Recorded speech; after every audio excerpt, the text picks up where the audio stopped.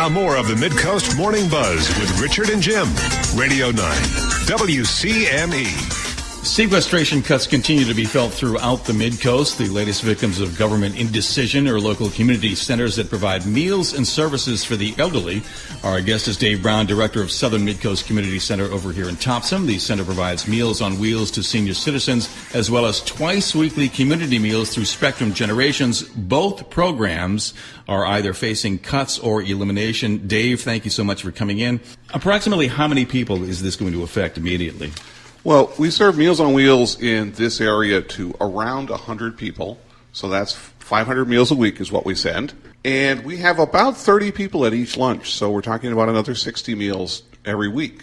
Are these people, realistically, are these people going to go without food on those days that these meals are not available to them? Well, the Meals on Wheels, they will be available. We're just cutting the delivery from twice a week to once a week. So we'll be delivering on Wednesday, and they'll get one hot meal on Wednesday and then 4 to fit in their freezer.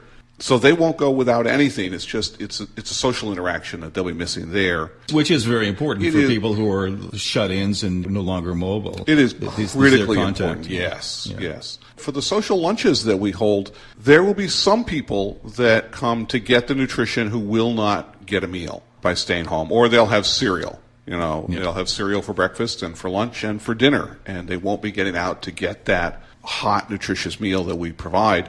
The other piece is the social aspect. These are people who tend to be isolated.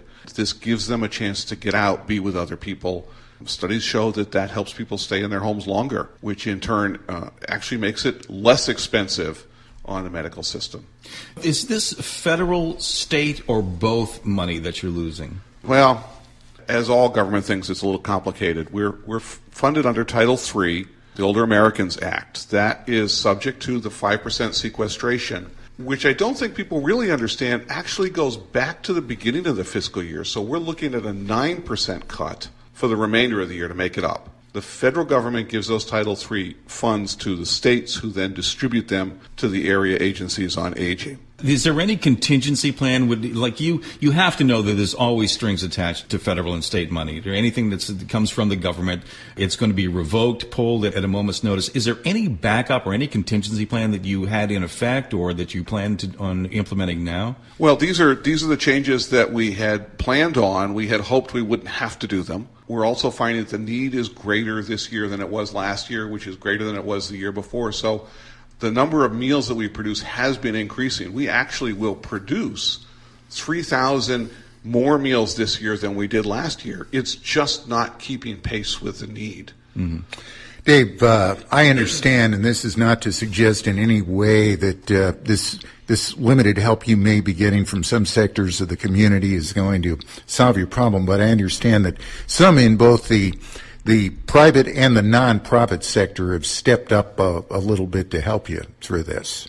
Well, we're getting a lot of support. One of the challenges we have is that our meals are produced in Augusta at our Cohen Center, where we have a commercial kitchen. So the actual, a can of this or a can of that is very hard to integrate into that kind of system. We do get support from Midcoast Hunger Prevention, and I'd recommend if anyone could donate to them, that does help us. The other piece is to contact the congressional delegation. I know everybody always says that, but getting some of this money freed up, this helps elders, this helps keep our medical care down. Have you had any contact personally with anybody in the congressional delegation? I've not, no. Okay. My understanding that Hannaford did something for you in some respects. Well, Hannaford is a large supporter of us. They have sponsored some of the meals that we've provided. They have folks who come out and do the Meals on Wheels all the time.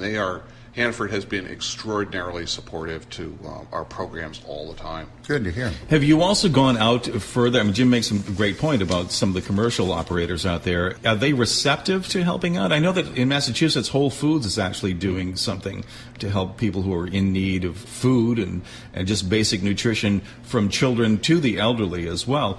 In the local Midcoast area, are there businesses that are receptive to helping you out? We know there are, and we're in the beginning stages of trying to figure out how they can help and who might want to help. We've been in this for a couple of weeks now. We kind of hoped cooler heads would prevail and they wouldn't, as we were talking, that they wouldn't use the axe instead of the surgical knife. But we think that there is support. If anyone wanted to reach out to us, that would be great. We will be reaching out to see what we can do. We won't be providing the same service, but we hope to do something. Now, is this the new normal, the sequestration cuts? This is definitely, I don't want to say pissing match, but that's what it is with Congress in Washington going on here. But that's exactly what it is. Jim always mentions this as a manufactured crisis. And I don't think there's any doubt that that's what it is between the Obama administration and the Republican-controlled Congress. Everyone who else is affected be damned until this thing is resolved. Now, if this sequestration is ending, do you expect to get those monies back to implement the food programs again? We will never see the money that was cut from this fiscal year. The continuing resolution incorporated the sequestration cuts, and so these cuts are permanent through the end of September, through the end of the fiscal year. We do hope that there are changes and they increase that. We're looking at a medical care crisis in the country, and this is one of those programs that actually reduces medical care, helping people stay in their homes. Good nutrition is so much less expensive than treating them in a nursing home or rehab or in a hospital. So we're hoping that they can wrap their heads around this. How would you say this has affected the spirits of the people you serve? What kinds of comments, reaction are you hearing from them these days? We're hearing a lot of anger. We've been talking to consumers for the last couple of weeks since these decisions came out, and there's a lot of anger. They have built a community over there. They get out. I can't stress how important the social piece is and how much the isolation affects the older people in the country, and this is one of the ways that we overcome that. You've been doing this work, I take it, for a while. Have you ever lived through something like this? It must be a notable challenge. It's an extraordinary challenge. I have been doing this for a while. I want to say we're a nonprofit, we always live with budget challenges and moving the money around to best effect. This kind of thing where we're told, cut this amount of money out of this budget and you have no flexibility is extreme, well, beyond extreme. It sounds like you've never confronted anything quite like this before. Nothing like this, no. Yeah. Well, let's put this out there. Let's get our Midcoast listeners involved in this. How can they get in touch with you? What is it that they can do to help you out in the interim? One, they can get on our mailing list so they can see all the different things that we do and the ways that they can help. We do put out challenges. We put out calls to action. It would just be a list too long at this point to do on the radio. So if they come over, put their name on it, they can email me. I'm DABrown@spectrumgenerations.org. That would be great. Location of the center is 12 Main Street. We're right across the bridge from Brunswick in Topsham. Phone number? 729-0475. And again, if they needed to donate, if they have any canned goods or anything, they can donate those where? They can either bring them to the center and we'll deliver them, or they could deliver them directly to Midcoast Hunger Prevention. All right. Dave Brown, thank you so much. Dave is the director of Southern Midcoast Community Center in Topsham. The center provides Meals on Wheels to senior citizens and twice weekly community meals through Spectrum Generations. Those programs are being cut or eliminated, and we ask for your help. Dave, thanks a lot. We'll keep in touch with you and thank you hopefully very much. Get something done. Thanks for coming in. The Midcoast Morning Buzz on Radio 9 WCME.